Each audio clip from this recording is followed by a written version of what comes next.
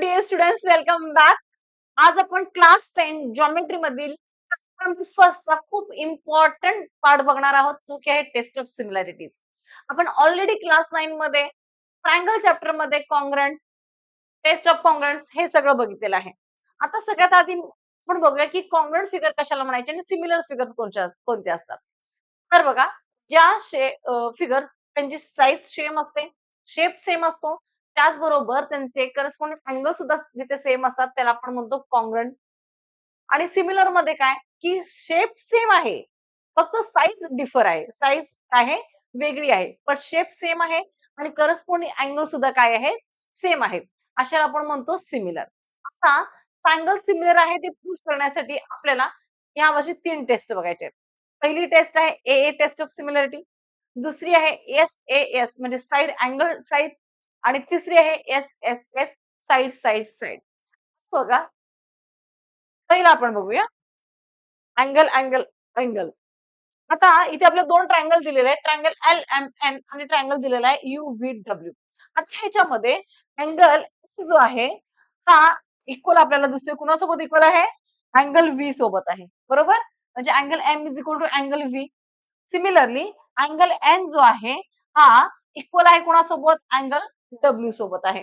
मग आता बघा, दोन करस्पॉन्डिंग अँगल जर तुमचे सेम असतील तर डेफिनेटली थर्ड वाला जो अँगल आहे तो सेकंड फिगरचा थर्ड अँगल काय असतो, सेमच असतो, कॉन्ग्रंट असतो. हे आपण क्लास 9 मध्ये ऑलरेडी शिकलेलो आहोत.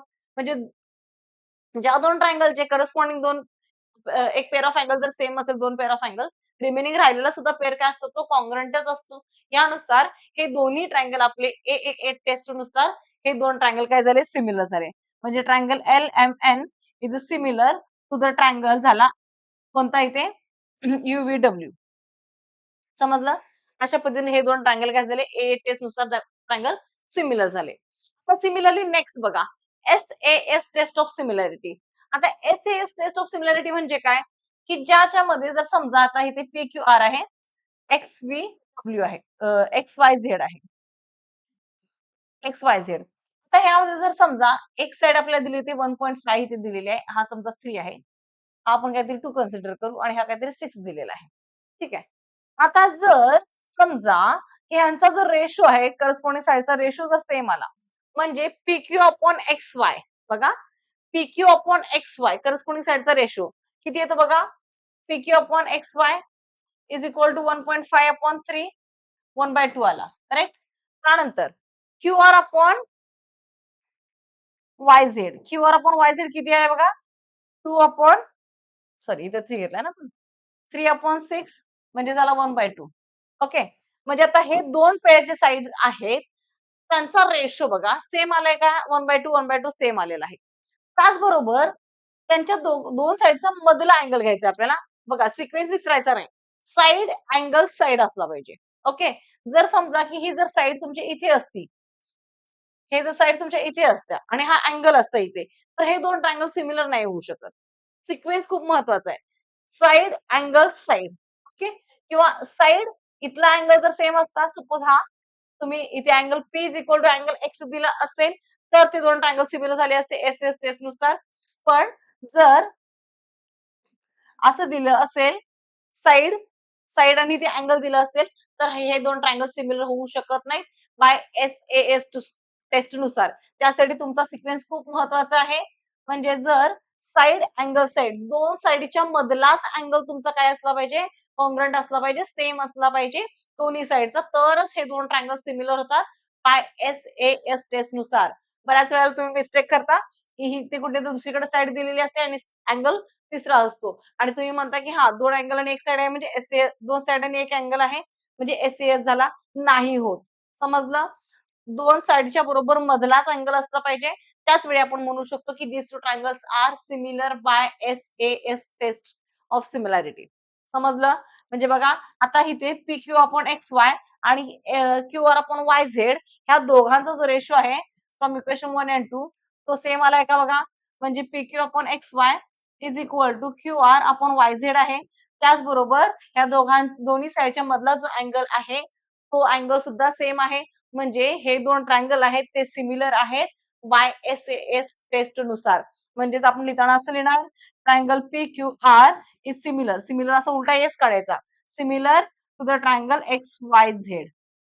समजलं? अशा पद्धतीने आपल्याला हे लिहायचं आहे, प्रूफ करायचं आहे.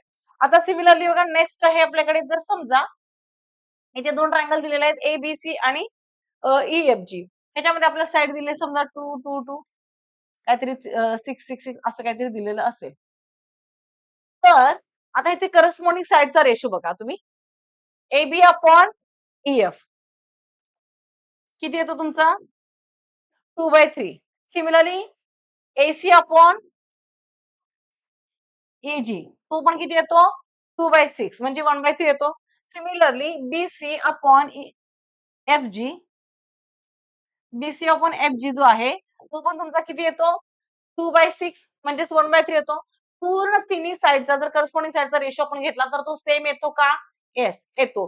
जर येत असेल तर this two triangles are similar by SSS test. समजलं? अशा पद्धतीने आपल्याला हे सिमिलर दोन ट्रायंगल आहेत हे सांगायचं आहे. आता नेक्स्ट पार्ट ह्याच्यामध्ये काय येतं बघा. जर आता समजा की दोन ट्रायंगल सिमिलर आहेत मॅम आम्हाला हे इथपर्यंत कळतं. पण आता जर दोन ट्रायंगल सिमिलर असतील तर त्यांच्या करस्पॉन्डिंग साइड सुद्धा सिमिलर आहेत हे कसं दाखवायचं? इथे आमचं थोडं कन्फ्युजन होतं. आता बघा पॉइंट मी तुम्हाला सांगते ते नेहमी लक्षात ठेवायचं, नेहमी म्हणजे नेहमी. आता जर समजा की आपल्याला दोन ट्रायंगल दिलेले आहेत हां. दोन ट्रायंगल मी इथे ड्रॉ करते.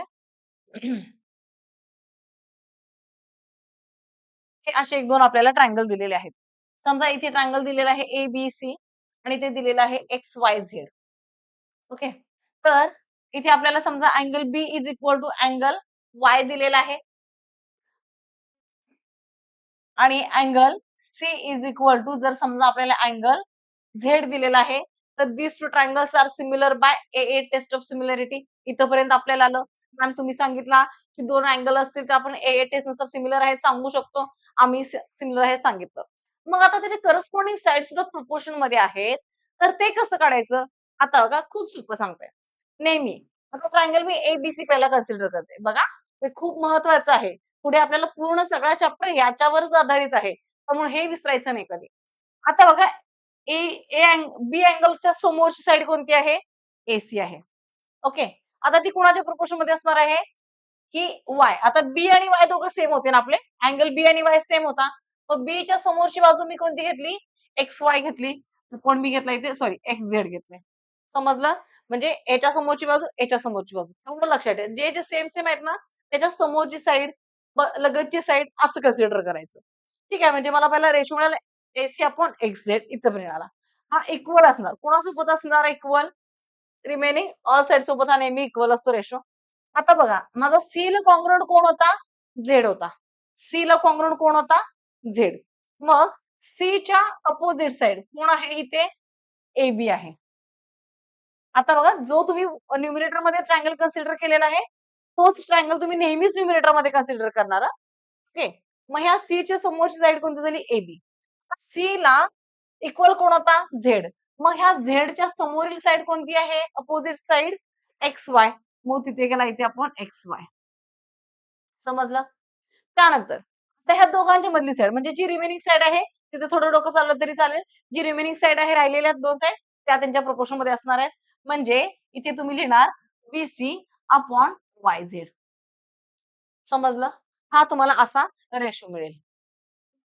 आहे की नाही सोपं? हे खूप म्हणजे खूप महत्वाचं आहे. ओके.